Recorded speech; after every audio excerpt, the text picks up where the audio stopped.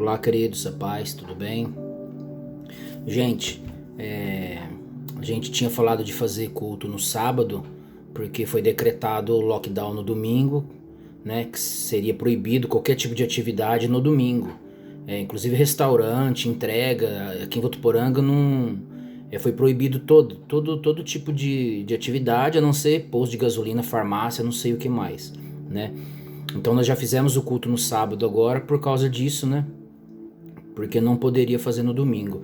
A gente fez até o bannerzinho do próximo sábado que a gente teria o culto no sábado, né? Só que essa noite saiu um decreto, o pessoal tinha me passado mensagem e hoje foi confirmado, hoje de manhã, que não vai poder ter mais nada em nenhum dia. Então atividades como igreja, academia, clube, barbearia, algumas coisas elas estão proibidas de fazer. Nós não vamos poder fazer. Então nós não vamos conseguir fazer o culto na igreja. Tá? Não vai dar pra fazer, mesmo que vá pouca gente. Aí você vai me falar assim, mas o que tem? A gente faz quietinho lá, né? A gente não vai atrapalhar ninguém, geralmente é pouca gente. Aí eu queria pegar um texto aqui pra ler pra vocês, ó, que tá em Romanos 13, do 1 ao 7.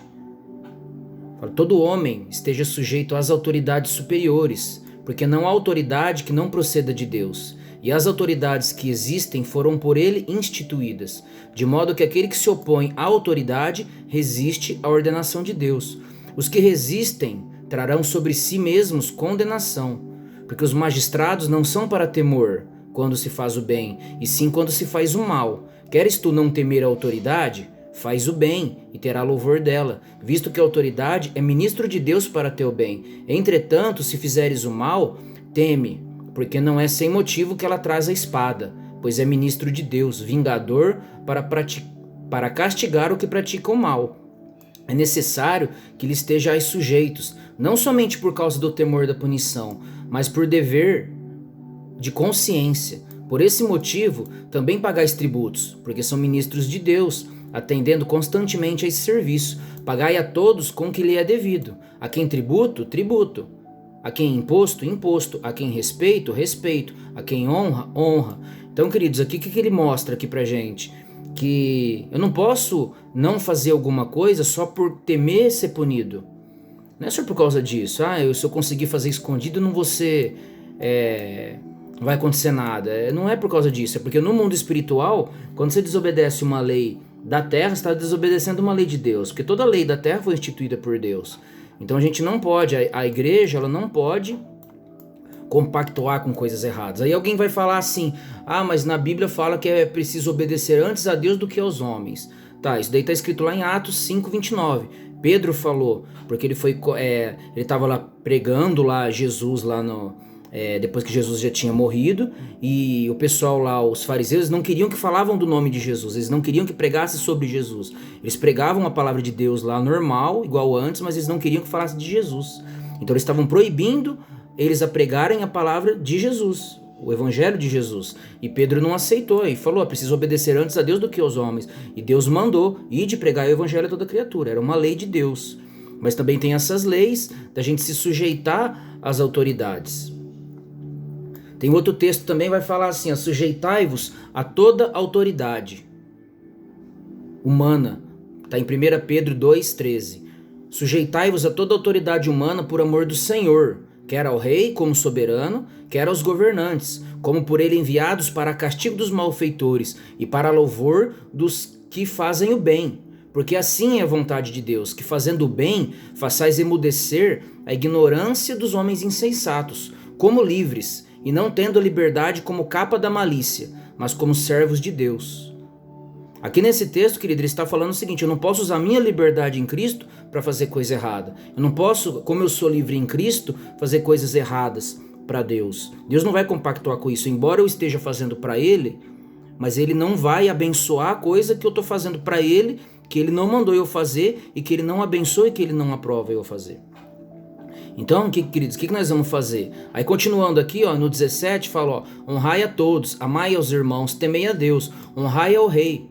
Vós servos, sujeitai-vos com todo temor aos vossos senhores, não somente aos bons e moderados, mas também aos maus, porque isto é agradável, que alguém, por causa da consciência para com Deus, suporte tristezas, padecendo injustamente. Pois que glória é essa, se quando cometeis pecados sois esbofeteados, sofreis com paciência? Mas se quando fazeis o bem, sois afligidos e sofreis com paciência, isso é agradável a Deus. Esse finalzinho parece confuso, mas o que ele está explicando? Se eu faço coisa errada e eu sofro alguma consequência, não tem glória nenhuma para Deus nisso, de Deus nisso. Porque eu fiz coisa errada não tem glória. Agora, se eu sofrer alguma perseguição, se eu sofrer alguma coisa, fazendo o que é certo para Deus e que Deus mandou eu fazer e que é abençoado por Deus e está dentro da palavra de Deus, e se eu sofrer por causa disso, aí eu vou me gloriar.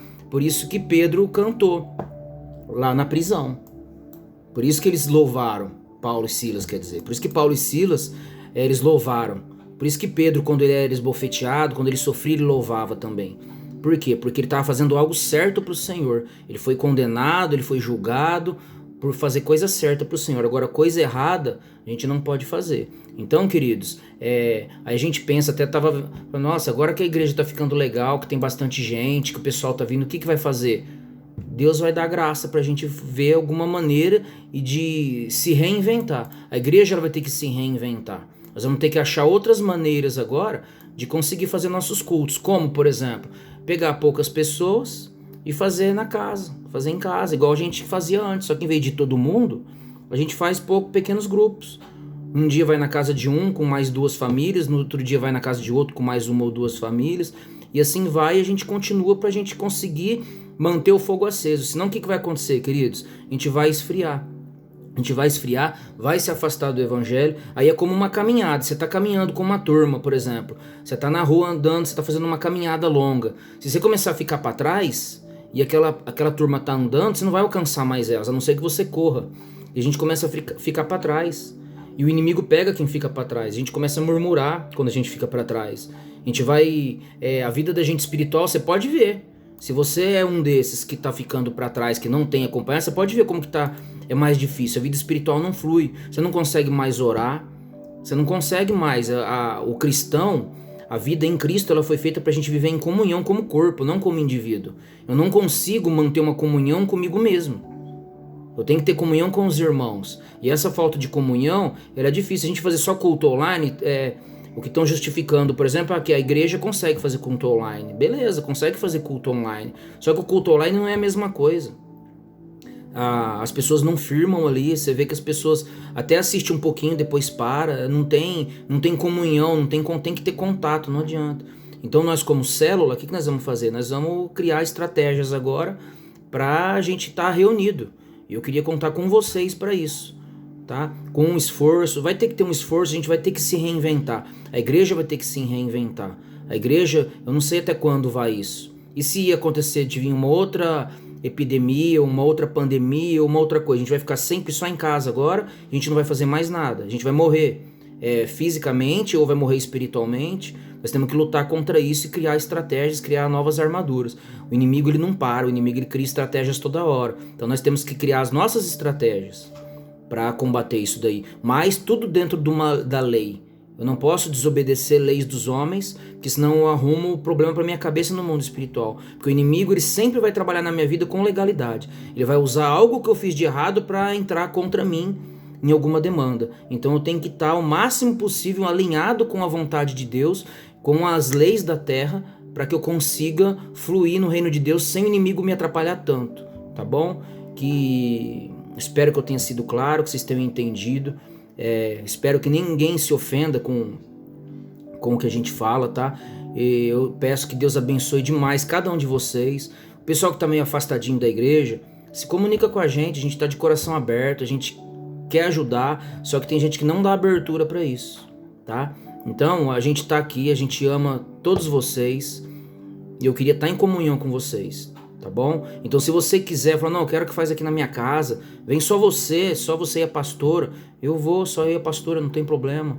Mas se comunica com a gente, às vezes vão criando uma imagem da gente, às vezes a gente talvez está desinteressado, mas não é que a gente procura se aproximar e as pessoas recuam, tá? Deus te abençoe em nome de Jesus, tá bom? E a gente vai se falando aí.